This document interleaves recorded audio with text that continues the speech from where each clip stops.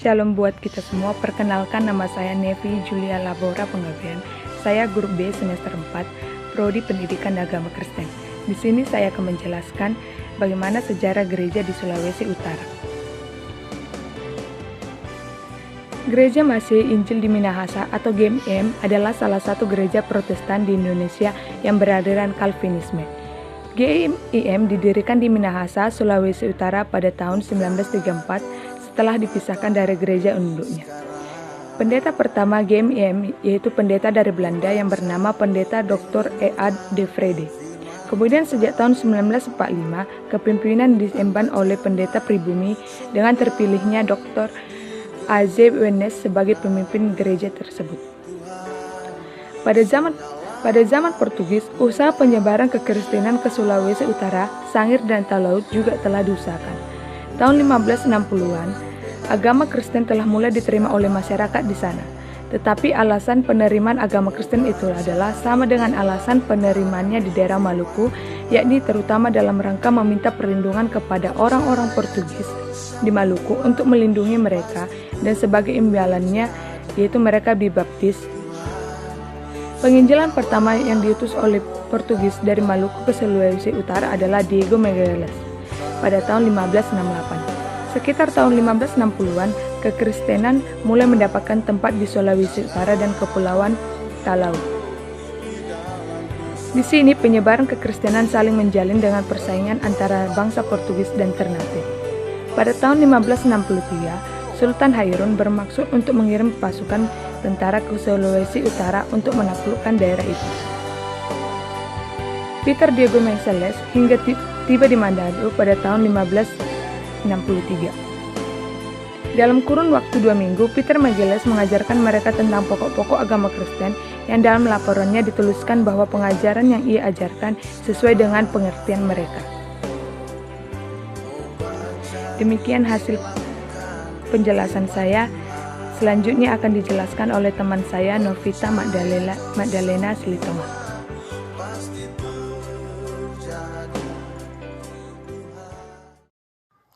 Baiklah, saya akan menjelaskan permasalahan yang terjadi sebelum berdirinya gereja di Sulawesi Utara.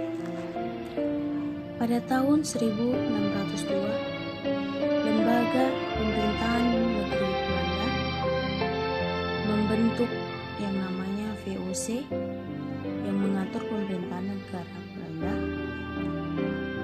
di seluruh daerah jajahannya serta mengatur urusan gereja. Kehadiran VOC di awal abad 17 membuat misionaris Katolik tidak leluasa untuk menjalankan pekerjaannya. Ketika Spanyol pada tahun 1606 merebut Maluku Utara, minat terhadap kekristenan kembali tumbuh. Namun pada kenyataannya penduduk di Manado sebagian besar sudah masuk Islam, sehingga para misionaris yang hendak mengabarkan Injil mengalihkan perhatiannya kepada Kemudian pada tahun 1644 kembali lagi misionaris untuk mengabarkan Injil di Minahasa, namun semuanya itu usahanya gagal. Kemudian Belanda mengusir orang-orang Spanyol dari Sulawesi Utara sehingga orang-orang Katolik di tanah Minahasa berpindah menjadi Protestan.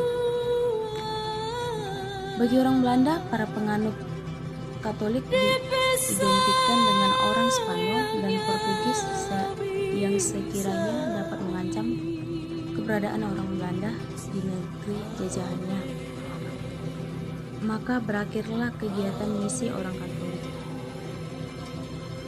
Pada tahun 1660, orang Spanyol meninggalkan Manado, dan pada tahun 1966, bangsa Belanda membangun benteng di Manado dengan kebutuhan mereka terhadap Minahasa sebagai gudang perbekalan, sedangkan di Siau terdapat cengkeh. Lalu setahun kemudian mereka mengadakan perjanjian dengan Raja Siau, sehingga apa yang dulu pernah terjadi di Ambon kini terulang kembali. Selama beberapa tahun, orang-orang yang dari Katolik menjadi Protestan berada dalam keadaan terlantar. Sekitar tahun 1590, Kekristenan mulai mendapat tempat di Sulawesi dan Kepulauan Sanur, Palu. Penyebaran Kekristenan saling menjalin dengan persaingan antara bangsa Portugis dengan Ternate. Pada tahun 1602 dibentuklah lembaga fungsi perkapalan oleh pemerintah negeri Belanda yang dinamakan VOC yang mengatur pemerintahan di seluruh Sulawesi serta mengatur urusan gereja. Pada akhir abad 18, kemerosotan yang dialami VOC memukul jemaat-jemaat di Sulawesi. Sejak tahun 1899 tidak lagi ada seorang pendeta datang berkunjung ke Sulawesi Barat dan jemaat-jemaatnya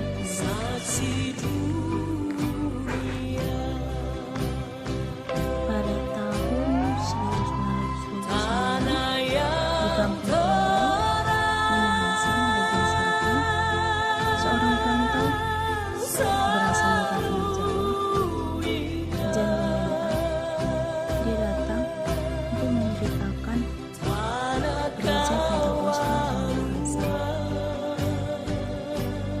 Pada Januari 1923, mereka melaksanakan kebaktian pertama bertepat di Dietrich Leeuwin, Cepu. Sekitar 10 orang jemaatnya pada saat berkembangnya gerakan Pentakosta di sana. Dan pada tanggal 30 Maret 1923, sebuah tongkat penting perkembangan gereja Pentakosta di Indonesia terjadi. Membaptis 13 orang, di antara mereka yang menerima baptisan adalah Lizzy van Gensen dan istrinya Sid Leonardi dan istrinya serta Agus Ops. Lizzy van Gensen kemudian menjadi pimpinan jemaat di Cirebon. Van der Laan dalam Ringkas Benguela yang lain mengatakan John Pins sudah lama berada di Hindia Belanda sejak tahun 1921, sehingga pada tahun 1912 ia bekerja sebagai misionaris gereja Baptis. Ia beralih ke gerakan Pentakosta pada tahun 1923 di Bandung, dan pada tahun 1924 berdiri pula Parkians Indonesia atau gerakan Pentakosta. Gereja Gerakan Pentakosta di Indonesia sah menjadi sebuah badan hukum pada tahun 1944. Demikianlah hasil penjelasan kami dari sejarah gereja dan kekristenan di Sulawesi Utara. Saya Nevi Julia Labora Panggabean dan teman saya Novita Magdalena Silitonga. Akhir kata kami mengucapkan terima kasih. Shalom.